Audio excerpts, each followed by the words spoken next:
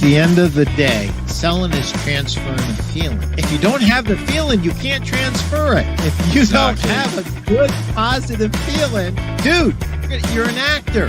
You have to sell and run your business from a place of positivity. And however you get there, God bless you. Welcome to the Primeau Show. It is episode 116 or 117. I've lost track. So we are here with Dr. Andy Neillie on how to build trust as a leader. Let me pay the bills first. First and foremost, let me thank our newest sponsor, the Bedding Industries of America's open house. It's on May 9th, May 10th, and May 11th in Akron, Ohio. Be there or be squared. Not only will we have 53 of the best-selling mattresses going, but we're going to have 3 speakers who are your fellow store owners. This is not pie in the sky. This will be the best of the best in retail store owners. And those seminars will be absolutely free when you come to our Mattress Success Summit. And if you are not buying flex heads or split heads, you are making a huge mistake.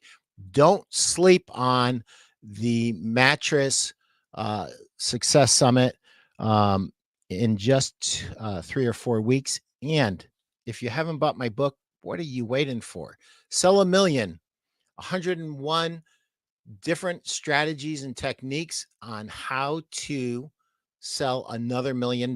And you know what? If you own a furniture store, a mattress store, that's who I wrote it for. I've had people in all kinds of retail business saying, Pete, this is just a great marketing book. I don't know why you wrote it the way you did. I wrote it the way I did because I've been 41 years in this industry and I love this industry. And I wrote it for store owners that need more ammunition and need more focus to help them benefit. And without a further ado, let me thank Steve Hauk and the Facebook group, Mattress Industry Network.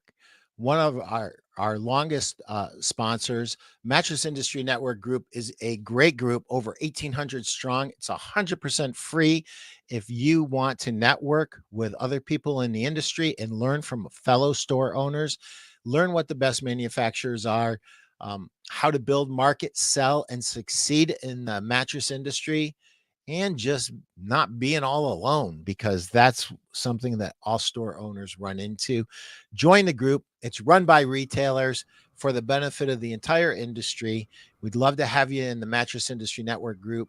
Just scan that QR code there and join at your convenience. And without a further ado, let me bring our guest in. Dr. Andy Neillie is an expert on making managers into leaders, and he is a sought-after leadership speaker and workshop leader.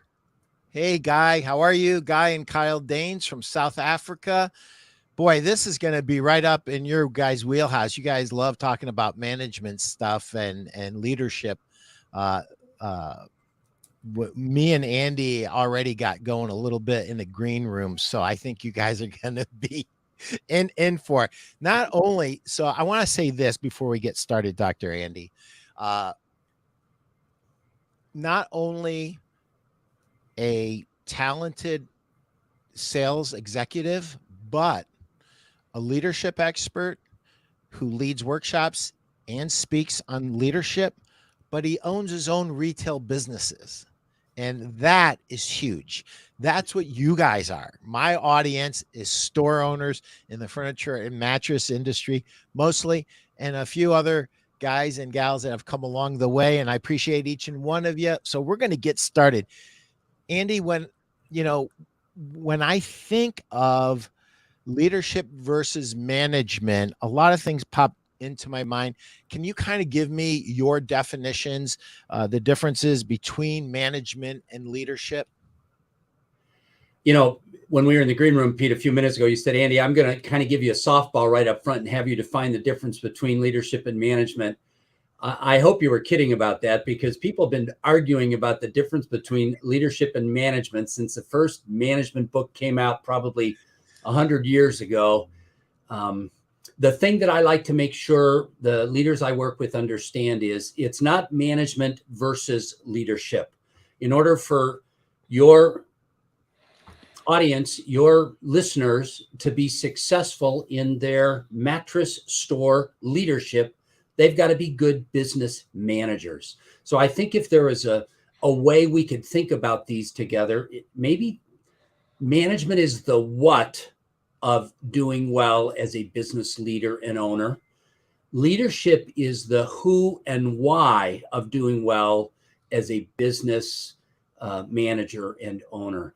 So they're not in opposition to one another. Any good leader has got to have strong management capabilities, the skills and behaviors that allow them to manage well. There are a lot of managers who have not yet developed the leadership necessities to lead well. And I think that's what you and I are going to spend our time talking about as we dive into this hour together. The simple answer is there is no simple answer. They're different, but they're not in opposition. Awesome. That's great. So let me ask you this. We often, a common pattern that I see is a really good salesperson becomes successful, saves their money, and they open up a small store. And that small store, because of how strong of a salesperson they are, it grows. And then they hire people, and they may or may not have been a manager before. So what would your advice be for somebody who's super strong in sales, and now they are kind of thrust into ownership and management and leadership all at once? What would your advice to them be? Yeah. Well, that's a great question. I think there's probably a couple things that allow that super successful, in some respects, in fact, you and I might even say charismatic salesperson who was great at making their numbers quarter in and quarter out, so good that they caught a bigger vision, and all of that is great. And then some of those very things get in their way of being a good leader, because if they were a top performer, part of what they've got to learn is my job now, the thing I've got to be competent at now is making the people around me top performers. In fact, the whole irony of it is a lot of successful salespeople really struggle with making the transition into sales leadership positions, because one of the lessons that we all have to learn is I go from being at the front of the line, at the top of the pyramid, to being at the back of the line at the bottom of the pyramid. And the best days for an effective sales leader are when the customers and the clients around them don't even know them anymore, because they're serviced so well by the customer facing professionals that leader has put in front of him or her. That's great. So let me I want to unpack this just a little bit more, because we often hear about the failures. We hear about superstar salespeople. They become managers, leaders, and they end up exiting out of the organization because they weren't given the proper support. In my estimation, whenever there is additional responsibilities laid before someone, whether you're starting at the very beginning and you're just a rookie salesperson, to you're now a sales leader, to now you're the actual quote sales manager and responsible for the success of others, along with defining the additional responsibilities, I believe. And hey, feel free to argue with me, because I welcome this debate, and I've had it often in 41 years. And that is this: when you give somebody additional responsibility, it's incumbent on you as the leader of the entire business to provide education to help support that role. and also the additional metrics that they're going to be responsible for. Yeah. You mentioned something that I thought was so on point. As an individual producer, I have my quota to make. And Right. that's the only thing I have to worry about. Yeah. Now, as a leader, I have however many, could be 3, could be 5, could be 10 salespeople. And now my job is to help them make their quota and exceed their quota. Yeah. And those are very different. Um, they're different technically, but they're fundamentally, Dr. Andy, different emotionally. And I almost think there should be an emotional aptitude test to give a superstar salesperson to see if they have the internal workings to become Yeah. a sales leader. It's interesting you mentioned that we all have taken these personality profiles, whether it's Myers-Briggs or MBTI or Disc Finder, and I think there is an archetypical kind of quadrant that is attributed to the archetypical salesperson, that high D, high driver. I'm going to take the mountain. We're going to win, the dominant personality. And as you pointed out, Pete, I'm not going to argue with you. I'm going to reinforce, but challenge our listeners a little bit as we think about somebody becoming a more effective sales leader. It becomes more about subtle influence at this point. I still want to get to the top of the mountain, but now I want to get there with my team. And indeed, I suspect you and I both could say my best days were when I had a good sales team underneath me. And in some respects, my most profitable days, because I bonused off of their bonuses. But you have to take that step back and be willing to say it is no longer me. It is them. And so the very ego that drives effective salespeople, which I think is a good demonstration of strong ego. This isn't the egomaniac. This is just somebody who gets up every day and wants to win. If they don't balance that with recognizing the win has to be a larger win now, they end up struggling with some of the very things you and I are seeing in these challenging times. I mean, employee turnover is a challenge for everybody right now. And if you aren't finding ways to make your sales team win underneath you, if you continue to be the top dog, man, there are greener pastures. There are just greener pastures for everybody. So I did a little bit of homework, and I was really impressed by your 4 C's of leadership. I'd like you to walk through those, because I believe that it provides a framework that every one of our store owners, not only do they need to understand it, but they need to own it. They need to make it theirs. And there's a lot to do, but this provides the pillars that you need to tackle this subject. So, Dr. Andy, I'm going to let you kind of go on that, and I might chime in and unpack. Well, let me introduce them quickly, kind of right up front, and then let you and me go deeper where we think our folks want us to go deeper. But Pete, like you, this is not my first lap around the block. I've been thinking about what makes an effective manager, an effective sales manager, effective leader. I've been thinking about that for decades at this point. I've had the privilege of interviewing scores of people like you. I've stood in front of literally thousands and thousands of managers and leaders. I've got 5 million frequent flyer miles. My dissertation studies were on the personal side of leading well. I'm just passionate about that. And as you and I laughed about 20 minutes ago in the green room, there's really nothing new in leadership. Marcus Aurelius and Jesus Christ, by the time you get to about 2,000 years ago, everything that could be said about leadership had been said about leadership. As I tried to take a look at what were folks like you, Pete, and some of your listeners, the ones that were good, what were they doing that made them not just a manager, but an effective leader?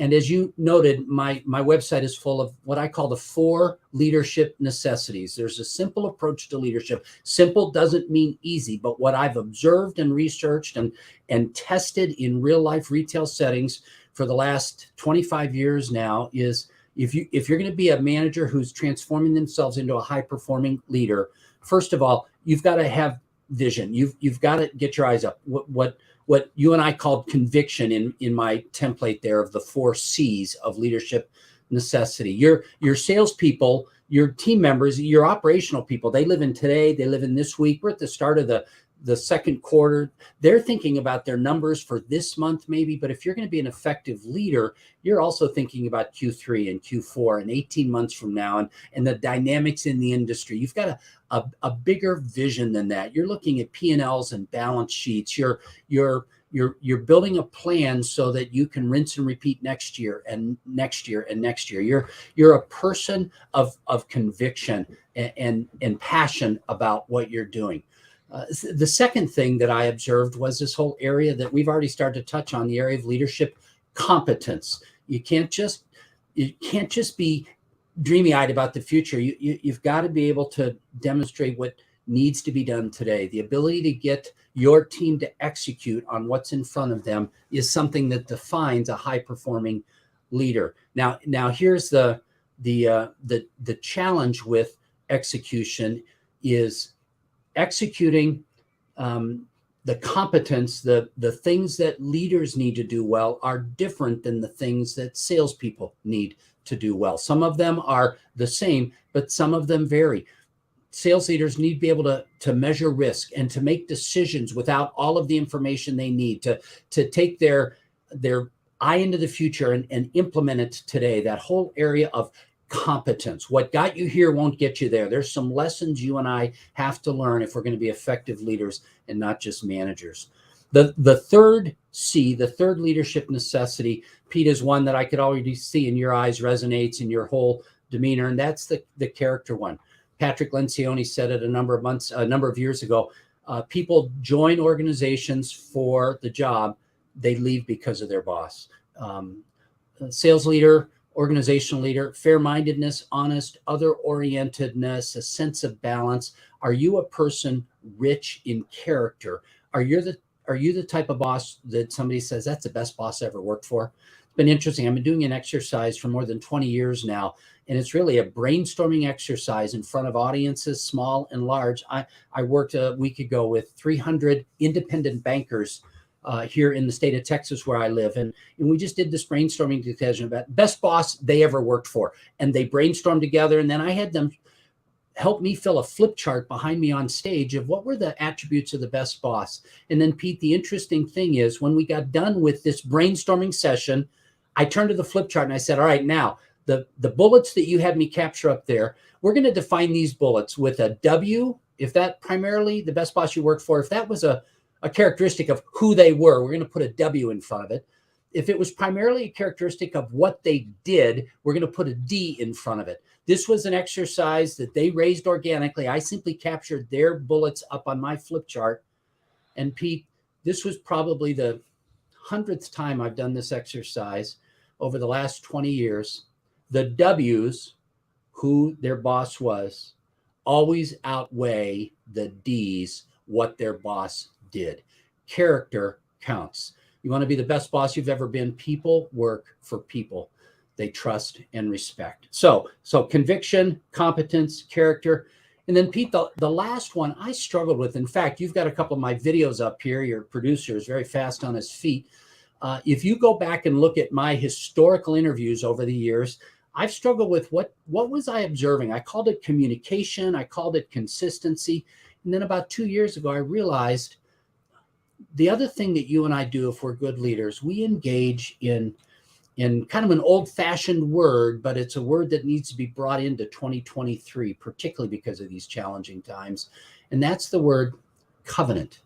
Because here's what I mean by the word covenant. I live in the state of Texas, and if somebody gets married in the state of Texas, obviously there's the love and affection, there's the I do's, there's the kiss, looking each other deeply in the eye of these lifetime commitments. There's a personal side of the marriage vows. There's also a legal document that's signed by the officiant and recorded at the Secretary of State. There's both a personal side, but there's also a formal side to leadership. And when I finally realized that's what folks like Pete do when they're leading well, you and I are in front of some folks right now that gave that person 3 extra weeks of PTO at company expense. Nobody ever needed to know about it because it was the right thing to do, because there was something going on in their life that required you and me to extend an extra measure of grace. That's the covenant side of leading well. It is about sales performance. It's about closing the business. It's managing your customer relationships well. It's having your operations work so that you can deal with the challenge of supply chain constraints and employee staffing issues and competitive environment ways that we've never seen before. And it's also treating your people as people first. So conviction, competence, character, and then this final thing I see good leaders do is they are in a covenant relationship with their team members. Pete, that's an awful lot of information. I covered it pretty quickly. Where do you want us to go a little bit deeper? Well, when we talk about conviction and we talk about passion, you can't give something you don't have. Yeah. So have you bought in? Are you asking your people to buy into something that you haven't bought into? Right. That's one of my starting places. And let me say something about that, because Pete, you and I are just getting to know each other right now. I get the sense that you're kind of one of those guys that goes through life asking forgiveness afterwards instead of permission ahead of time. And you're on the tips of your toes, the balls of your feet. You're just a passionate kind of person. And so I think there's a certain good portion of the population that just wakes up ready to shake the trees a little bit. I want to talk to the other people that are listening in right now, because passion can build. And let me share with you, in fact, a very personal example. I've been doing leadership development for 25 years now. One of the young men that I got to invest some time in a couple of decades ago grew and just became a colleague and a dear lifetime family friend, in fact. And he has grown his franchise business to be one of the largest franchise businesses in the world, and a dear friend of mine. And about 12 years ago, he asked me if we would join his franchise network. Pete, we own today 5 year-round indoor child-friendly swim schools, Aquatot swim schools. I'm a multi-unit franchisee. We've got 5 schools here in Central Texas. We've been doing this for a dozen years. Pete, to be real honest, 15 years ago, saving kids around water was not one of my passions, just to be real honest. Now, I was a high school swimmer, and we're big boat people. We love to be out on the lake and things like that, but it wasn't one of my passions. Pete, I'll tell you, 12 years later, I know every year and how many kids drown every year in Texas. We've got one of the worst records in the country. We compete with Florida and California every year for the worst award any state would want to win. And Pete, I will tell you, we did more than 150,000 swim lessons last year at our 5 swim schools. I will go to my grave proud of the fact that we are helping kids get safe in the water. So on the one hand, there's a little pitch for get your kids safe in the water. On the other hand, here's somebody who 15 years ago didn't have passion, but I dived into the organization. I got my hands around the realities of what was going on. And as I immersed myself in the swim school industry, that passion bubbled up. So I want to encourage your listeners today that you don't have to be like Pete. You don't have to be necessarily one of these people that is always challenging the status quo. Dive in and do something with all of your heart and all of your conviction. Passion will grow. That conviction thing comes out of some people. Others of us, we can put it inside when we try to do something with excellence and invest our focus and invest our energy. 15 years ago, I wasn't passionate about what I'm passionate about today. That's great. And the opposite, the same exact principle, but in our time frame. If you're in sales and you don't feel like going out, if you're a guy, shower, shave, put your best clothes on, get out, and you make that first call, no matter how bad you feel. And I guarantee you, as bad as you felt on that first call, you'll feel better. And then by the end of the day, most of the time, you will be like, I am so glad I got my butt going and I got out, because I feel a lot better now. I think it works in the long term, and I think it works in the short term. Yeah. It's the same idea of get in there and make something happen, and you will catch up. Well, and that's why I talk about, if you and I are working well with our teams, we're investing skills and behaviors in them. We're giving them the skills, upping their skills. We're doing role plays with them. We're going on calls. We're challenging them with pricing objections. We're working on their skills. We're also working on their behaviors of showing them how do you manage a Rolodex or a CRM or whatever you're using for your client work. You're also working on mindset, just what you said, Pete, where, you know what, you don't have to bring 100% to the table all day long. Bring 100% right now and let momentum build. That's the thing I want to communicate about conviction and passion is start where you're at, put one foot in front of the other. As you said, Pete, it's an incremental war that we're winning one step at a time. No, I'm glad you brought that up because I have heard that from many salespeople over the years that I'm not like you. I don't have this passion. I don't have this energy. Yeah. Like you don't have to be like me. The world is well served with just one. We don't need any more. Really, we wouldn't want any more. One might be more than enough. Ask my wife. She might tell you about that.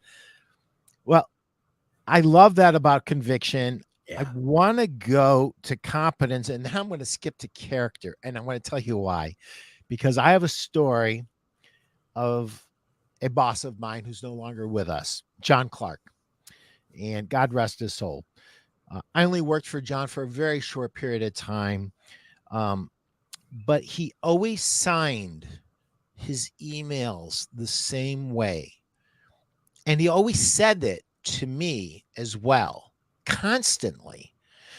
And thanks for all you do.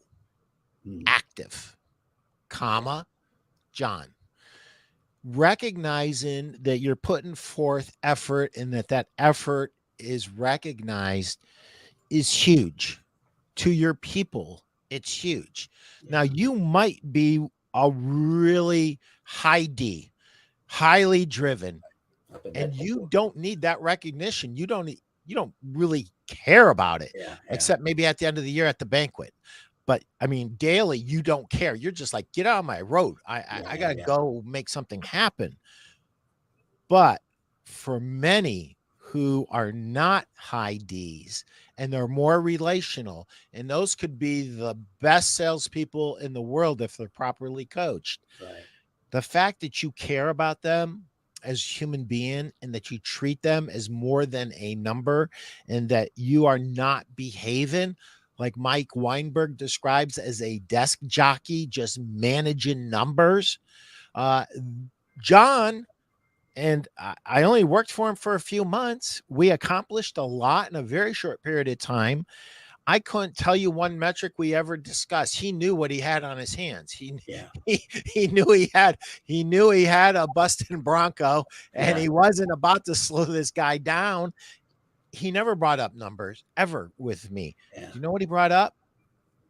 He brought up why. Yeah. And Pete, is it okay if I ask this penetrating question to uncover this need? And I'm like, of course, John. Yeah. What he was really saying is, Pete, you don't go deep enough. You just want to close a sale, right? But he never said the negative. And so this kind of goes to competence and it goes to character, overlaps into character, because he was truly thankful to be in a position to coach people, and he did it extremely well. Sometimes the hardest people to coach are the best, right? Because they don't want to be coached, right? Get out of my way. Get out of my way. Just get out of my road and let me go. But sometimes slowing that guy or that gal down just a little bit to make them think, a little bit to make them think, it makes them so much more effective. Well, and that phrase he used with you, it sounds like a number of years ago now, thanks for all you do. I got to tell you, I think probably in these post-COVID, we're living in a new reality. And part of that for your listeners and my team members, the managers that work underneath me, the retail world has changed. And particularly at the entry level positions that we are all hiring into, we've got to understand that our people are coming to work already beat up. Life is hard. It's just hard all around them. And for them to bring their A game to work when they feel like they're fighting with limited resources, traffic was bad, they didn't get the sleep they needed last night, the kids were unhappy, the grocery store was out of whatever. We all are kind of at our wits' end these days. And to have somebody make that consistent deposit, thanks for what you do. I'm having to be reminded of that with the 20-something and 30-somethings that I'm managing because, well, Pete, you and I know this because we both spend time thinking about leadership development. It doesn't matter what study you look at. They're all over the internet. It seems the best leaders are finding ways to deposit positive affirmations at a ratio of 5-to-1 over those hard conversations. Now, you and I need to talk about holding hard conversations because any good leader, the truth of the matter is managers get easy conversations, leaders get hard conversations. We've got to dive into that a little bit later in our time together.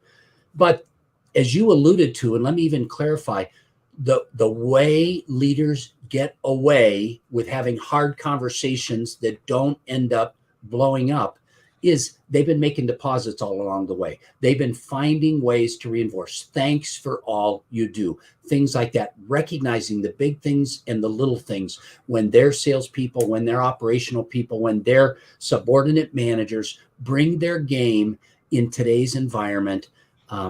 They're already limping into work, and anything you and I can do to let them know how much we appreciate the work they're doing is one of those deposits against which we're going to have to make withdrawals at some point, right? There's always hard conversations, but have you and I made enough deposits that when we need to make a withdrawal, it'll at least feel like a withdrawal? Is there a positive balance there? I think that's the thing that your mentor did so well is he was making those deposits along the way. I think in 2023 and beyond, that's probably more important than it's ever been before.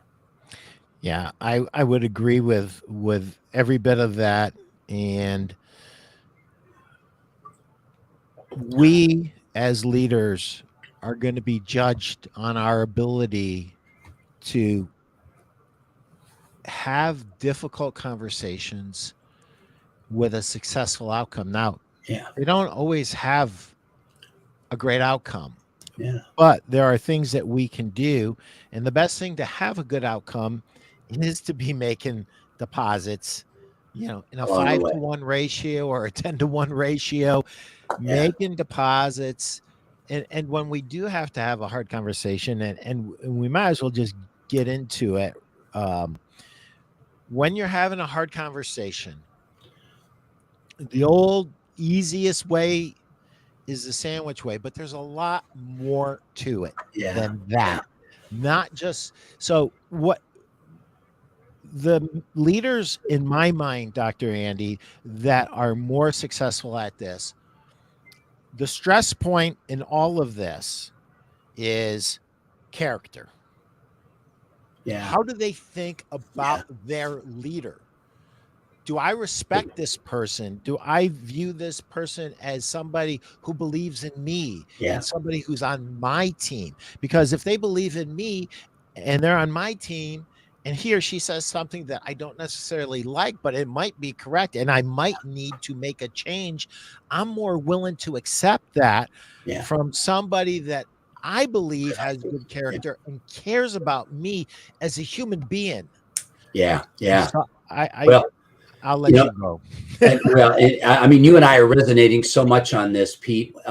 Here's the thing I would say. What you just said, I'm pretty convinced that leaders can't learn this by going to an MBA class. I think the only way you learn what you just said, Pete, is by failing at it, I suspect. And maybe that's just because of my own experience, but I've talked to a whole bunch of other leaders, and I don't think you get good at hard conversations until you've worked your way through being bad at hard conversations. I had a very good salesperson working for me years and years ago. Gwen was one of my top performers. Now, Gwen brought some issues with her. Part of what made her a top performer is she just was quick. She was competitive. She wanted to win. She wanted to be in the front of the room. She also was one of those salespeople that I had more post-sale customer service issues because of Gwen than almost anybody else. Gwen, yeah. Okay, I'm resonating with you. You know that. You had that. It's almost a pattern. Yeah. Well, let me tell you, Gwen had a temper. She had an anger management issue, and she blew off a major engagement that my entire sales team was involved with, and she messed it all up. She just destroyed our opportunity that would have been a big enterprise opportunity for all of us. My boss told me that was a final straw, and he told me, you got to let Gwen go. I fought for Gwen's job because I knew there was some good in there.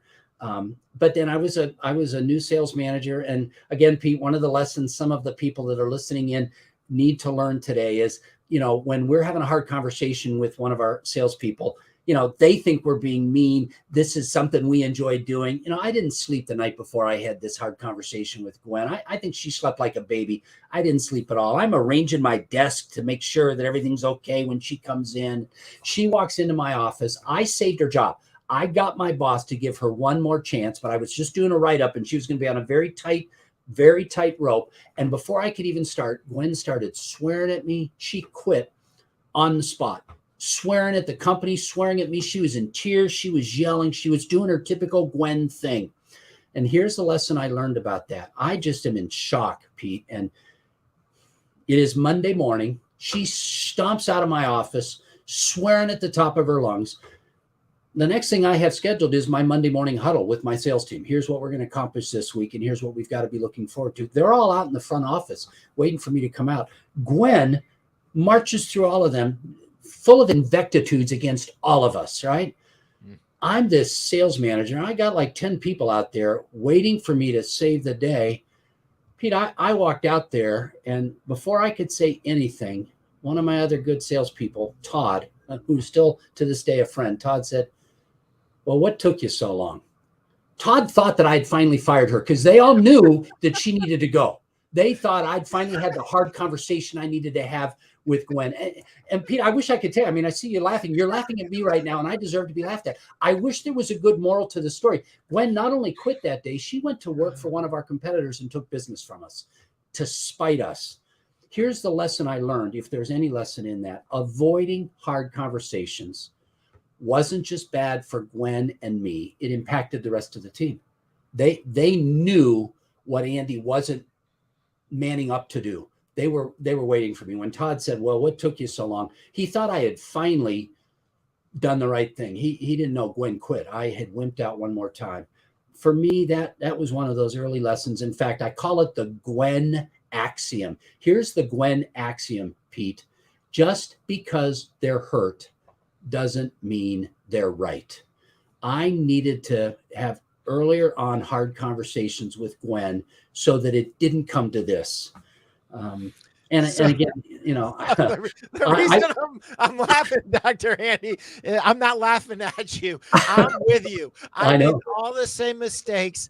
I saved people's jobs. I threw my body in front of oncoming buses to save people and almost lost my job in the process and got hit with the same stuff. So I'm laughing. Yeah. Because I did the same stuff. Well, and so I think if there's a point for the folks that are dialed in today, listening to us live and on the podcast afterwards, you got to have those hard conversations up front. This shouldn't come as a surprise. I know our producer toward the end of our time together is going to put up a resource that I have available, the 3 imperative leadership conversations. One of them, Pete, is how to hold a hard conversation. And I've got a planner built into there. Pete, I had somebody like you several years ago ask me, hey, Dr. Andy, can you tell my team what are some best practices for holding hard conversations? And I went out and did some research. Pete, I wish I could have found the 3 things that are the secrets to holding hard conversations. There's actually 13. There's like a baker's dozen of best practices. Things like, don't die on the small hills. At times you got to make sure that you've got a witness. get your ducks in a row. If somebody signs up and downloads that 3 imperative leadership conversations, part of the guidance they get are the very things you and I would train our managers underneath us. If they're going to have hard conversations, they got to do their work ahead of time. This is something that needs to be thought of and well prepared for. You've got to find a way to help that employee have a little bit of a win. Remember, the whole goal in the post-COVID 2023 and beyond world that we're living in is deposits in addition to withdrawals. It's Pete, unfortunately, I think the world is different. I will rewind that. I'm not even going to say unfortunately, because there were some bad things when you and I first started working 25 years ago. Because I said so was enough, but I'm not even sure it was enough, a generation or a generation and a half ago. It is not enough today. We've got to be making those deposits so that we can make the withdrawals. I want to unpack Todd's comment just a little bit more. So really, Dr. Andy, what you should have said is, yeah, I did. But you didn't, because that's not you. You probably said she quit on me. Yeah. but I see a lot of quotes on the internet. Some of them are slightly different than others, but the essence of it is tolerating poor performance from team members is the greatest way to demotivate the other team members. So when we as managers, we want to be accommodating to a degree, to a point, but you can't, when it starts to infringe on the mental well-being and focus of the rest of the team, that's just a bridge too far for me. When it starts to impact, and I start to see maybe somebody else who starts to come in late because you've allowed this, that now it's starting to unravel a little bit. So let's get into this, having the hard conversations. We've all heard the sandwich, give a compliment, give the correction, give another compliment. I agree with that. Just in general, broad psychology. If someone's working with us, they probably have a lot of good attributes and a lot of good characteristics, and pointing those out at the same time as needing to elevate others that are important is not a bad strategy. But how would you do it? Yeah. Well, I mean, I think one of the things you're reminding all of us is just how challenging this is. And, to your point a minute ago, and really the lesson I learned was the other 8 or 10 people on my sales team, they knew Gwen was playing me, and it was impacting my ability to lead them well. I think part of the challenge now is, Jack Welch a generation and a half ago said, I'm going to promote the A's, I'm going to put the B's on plan, and I'm going to fire the C's. And, maybe a generation and a half ago that worked. You and I are in front of some folks today who, at times I'm just glad to have somebody in the shop so I can unlock the door this morning or have a key holder tonight. To be real honest, I've got some people working in my organization that Jack Welch should say, these guys are B minuses. Why are they even around? And I say, because it's the best I can find right now. It's a challenge. And so I think that this is why you and I've agreed for 45 minutes now. Leadership is not in opposition to management, but it's different than management, because leadership requires, dare I say, discernment and wisdom, because we are stuck at times with B players. We don't get to pick and choose at times in a retail environment. We're having people work for us that we are the ones that are having to train them on work ethic. We're the ones that are having to let them know, it feels good to show up on time 10 days in a row so that the entire pay period, you're not getting docked. I mean, that's the reality of your world and my world at times, Pete. And so the balance of holding hard conversations in the midst of a world where the truth of the matter is a lot of our employees they never learned how to have hard conversations. Simon Sinek, one of those million copy YouTubers, he would say they didn't learn it at home. And so it's your and my job to teach them. Well, I'm not sure I fully agree it's your and my job to teach them. But the truth of the matter is, if I've got a B- player on my team and I'm looking for an A player, I may have to decide it's my opportunity to help that person go from B- to B to B+ to A- to A. That requires, as you and I said, discernment and wisdom. One of the core values of our business is extend grace to the teachable. And there's a couple of powerful components in that. Extend grace means I'm going to let you make mistakes. And in fact, I'm not going to let you just make that mistake once. You might make it several times. If you are teachable, I will continue to extend grace. When I get my haunches up as a leader is when I see somebody digging their heels in. That's when it becomes an issue in my mind. And so, Pete, to be real honest, at times I've had to add some of my other managers, hey guys, trust the process. Everybody knows there's an issue with this person over here. I've got to let the rest of my team know that we're working. And if you trust Dr. Andy enough, trust me with the process with this person. And then, Pete, again, at the end of the day, I'm going to go to my grave knowing that I gave people more chances than they deserved. I spent more money on people than I should have. I'd rather be known as a person who was too gracious rather than too miserly. Is there a cost to that? Yeah, there is. There's a emotional cost, but Pete, you're nodding and I'm nodding. You and I both know there's a financial cost to that. We've spent tens of thousands of dollars, both of us in our career, doing the right thing for somebody who didn't do the right thing by us. Yep.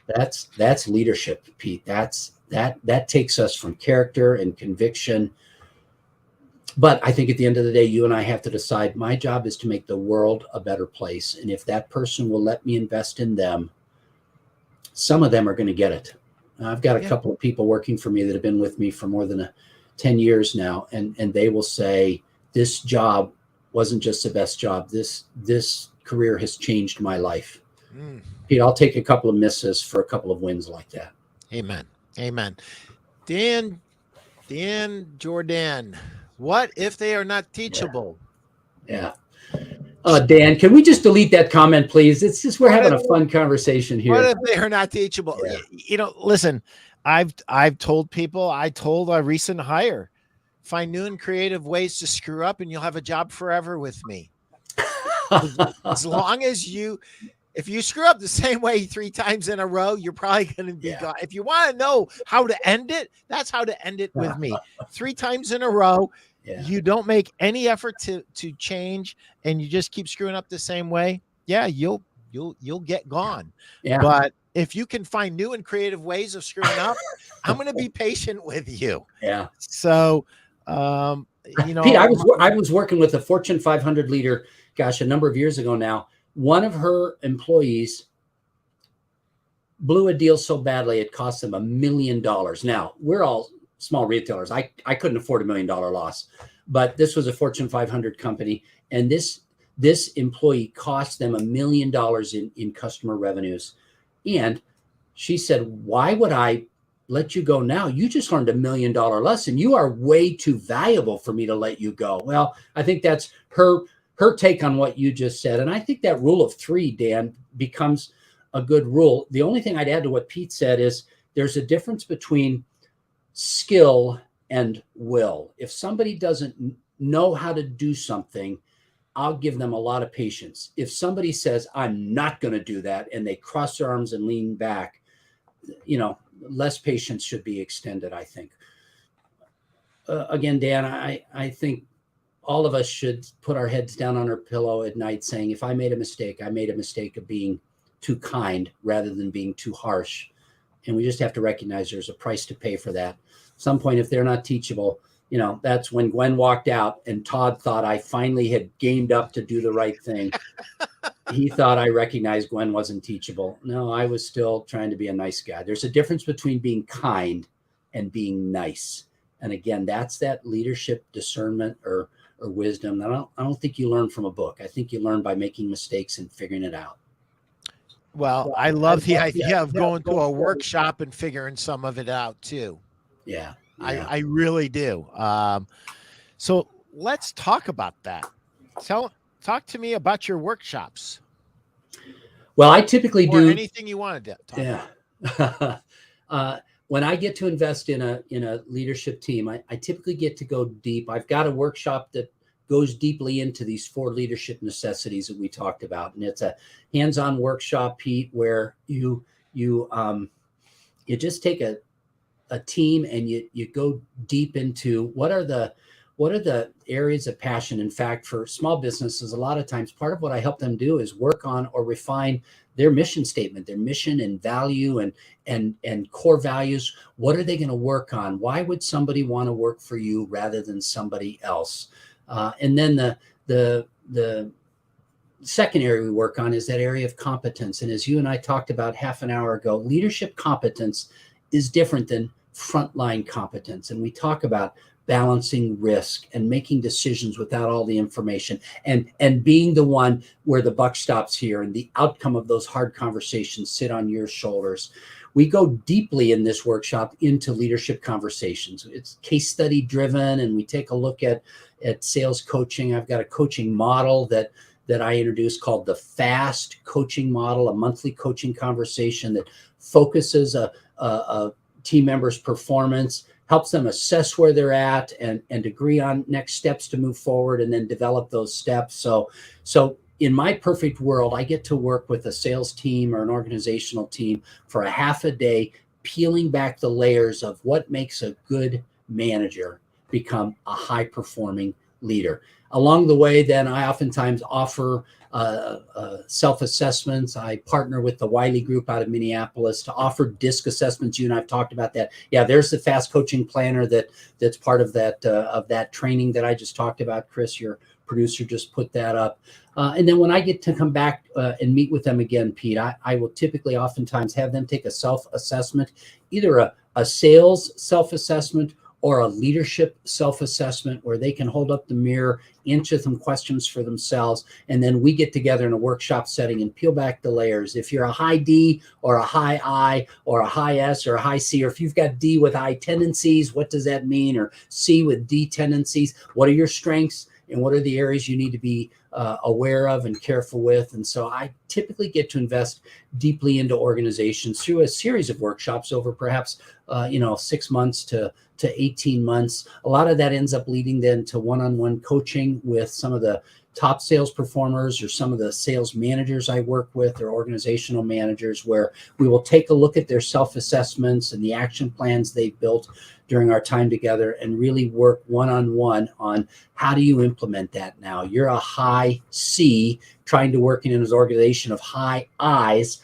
What are the strengths you bring to them and what are the things that you need to be aware of? How can you help that organization be more successful, and how can you sleep better at night? So that the 4 leadership necessities workshop, the leadership styles workshop, when I get to do what I love to do, Pete, and again, I've got kind of the same passion around leadership that you do.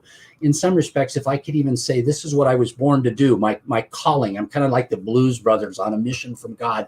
When I get to work with teams, I go deep into, let's pull the layers back and figure out what does it take to be not just a manager, but a high performing leader. The simple taxonomy that I'm not even going to say I developed it, I really observed it, but are you a person of conviction and passion? Do you have an eye that looks out into the future?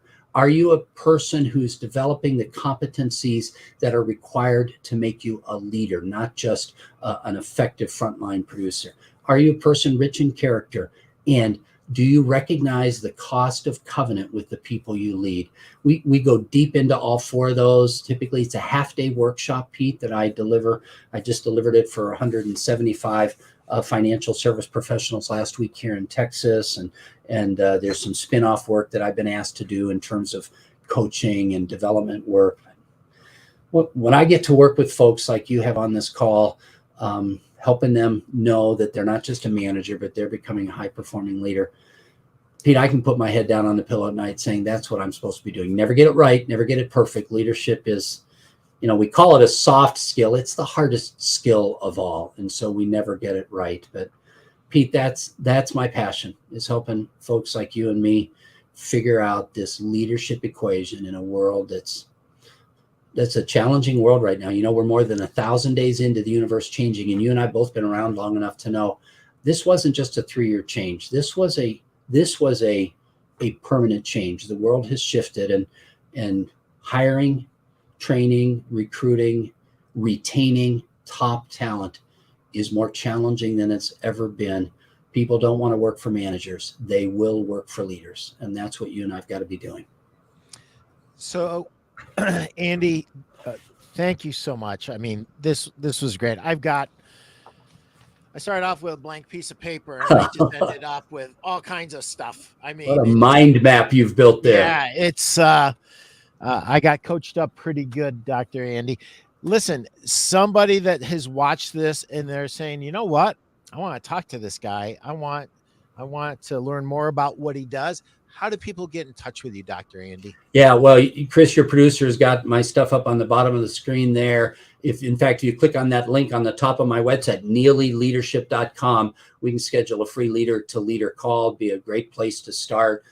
Fill out that form to get the 3 Imperative Leadership Conversations ebook. That will also add you to my blog distribution.